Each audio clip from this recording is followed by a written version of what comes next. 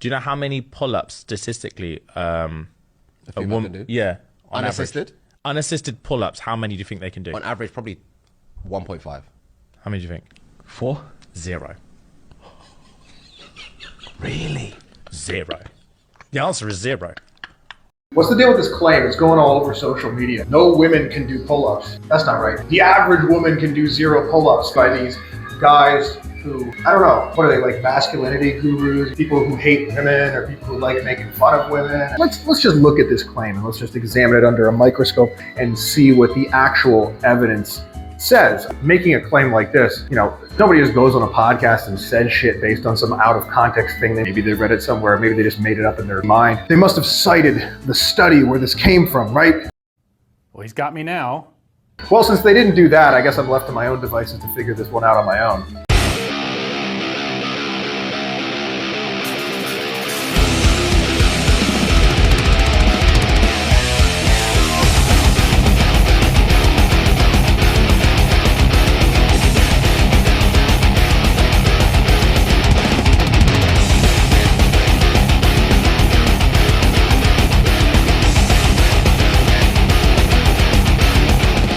Anyway, let's take this seriously and actually look at things they're talking about. Let's try and find this exact piece of evidence in which it was shown that the average number of pull-ups that girls can do is 0. I looked through PubMed, I tried Googling, I went through Reddit threads, I couldn't find the actual study cited anywhere. I, as an evidence-based individual, I can't just generalize based on the women I know, because a lot of them are pretty strong. So what do? Well, I do what any logical person would do, which is I look at what is the evidence I can find that is actually organized, legitimate scientific evidence say. So first of all, there's this study that was done in children ages 5 through 15. Now, this study did not use a standard pull-up test. It used a modified pull-up test. My supposition for why they would do this, other studies that I found did this, is because most people, whether they're men or women, can't do pull-ups. It's not like a gender thing. It's just like most people just can't do pull-ups. They used a modified pull-up,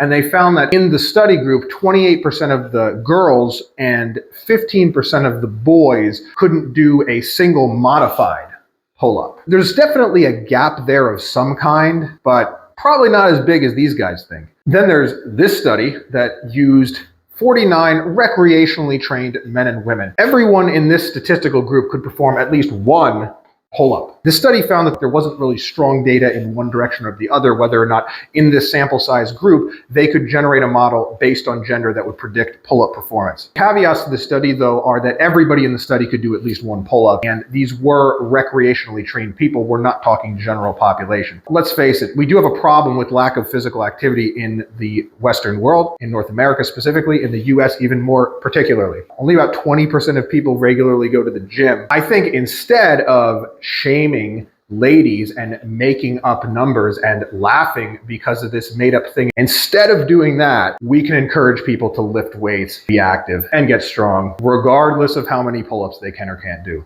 So concluding part 1 is the idea that the average woman can't do any pull-ups. Oh, is that accurate? I couldn't find evidence to support it. I'm going to say no right now.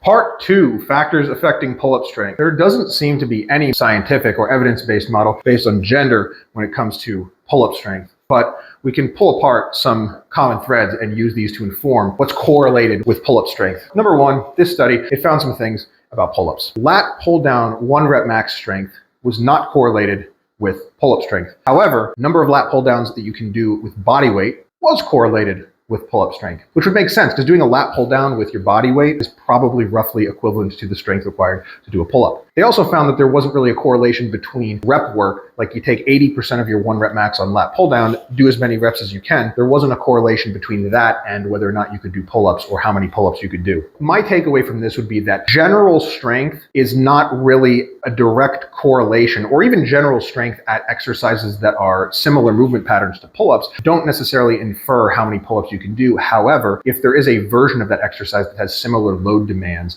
to a pull-up, then that perhaps might be informative of how many pull-ups you can do. Additionally, things such as a higher body mass, so if you weigh more, you generally can't do more pull-ups. Lean body mass, if you have more muscle, you will generally be able to do more pull-ups. High body fat, you will generally have the ability to do less pull-ups. Lower body weights tend to correlate with higher number of pull-up reps that you can do. Obviously only makes sense because you are moving less weight, so less work needs to be done to move that weight. Another factor that impacts your pull-up strength is limb length. People with longer arms generally aren't able to do as many pull-ups as people with shorter arms. So anyway, the things that are most correlated with pull-up strength are, in summary, your body weight, the amount of body fat you have, your muscle mass, your strength doing lat pull downs with a similar weight to your body weight, and having long arms. Notice, being a girl was not on that list.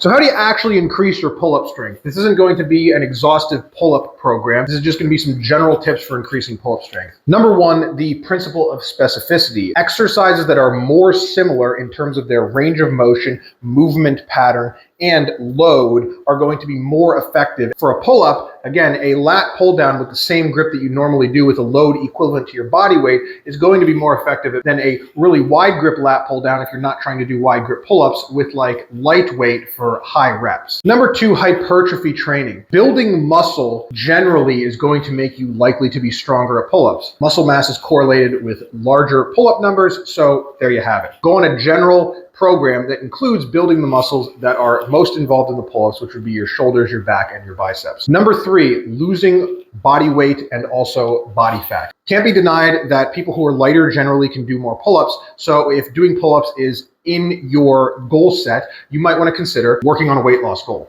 It'll probably help with it. This goes hand in hand with meeting yourself where you currently are at. If you currently can't do a single pull-up, it doesn't make sense to go on a pull-up program designed for elite athletes. You need a more beginner pull-up, programs that are designed to get you your first pull-up. There's quite a few out there using pull-up variations like band-assisted pull-ups, machine-assisted pull-ups, negative pull-ups, dead hangs, so on and so forth, lat pull-downs, anything that you can do that is within your current capabilities and what you currently have available, and then building off of that is going to be way more effective than the optimal program that you're not really capable of doing. And the last thing I would say is guru ideas. This is the one exercise that'll blow up your pull-up. There's no such thing. There's no such thing as the one exercise that will blow up your anything, really. Stay away from those ideas and use sensible, common sense training practices to build your pull-up strength over time. I swear this is the absolute final thing. The differences in how you train pull-ups from men to women, you don't need to train any differently if you're a guy or a girl or not a guy or not a girl or whatever. Human body adapts to training stimulus. When you hit it with a training stimulus,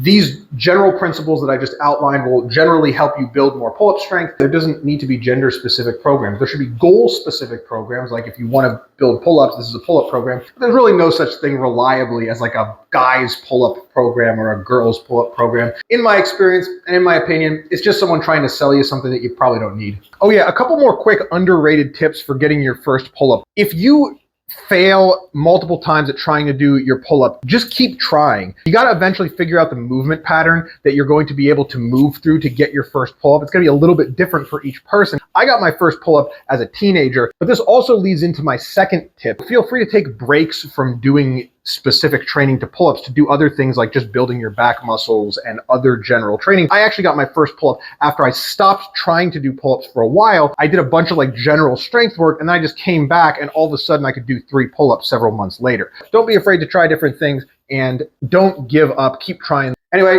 that's the video. If you liked it, make sure to do the YouTube and algorithm stuff, like, share, subscribe, comment, so on and so forth. Jonny Reps over here. Thank you for watching.